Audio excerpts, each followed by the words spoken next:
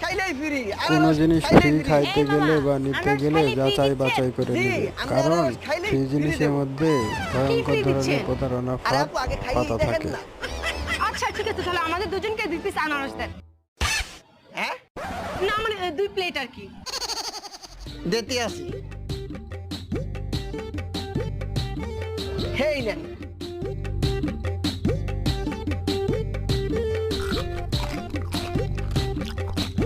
মজা।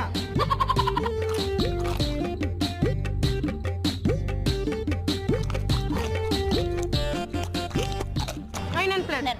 টাকাটা দিয়েন 20 টাকা করিয়া। এই নেন।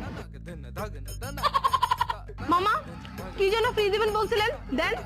পাগল হইছেন কেন? দিতে আসি। আনারস খাইলে দুধ ফ্রি।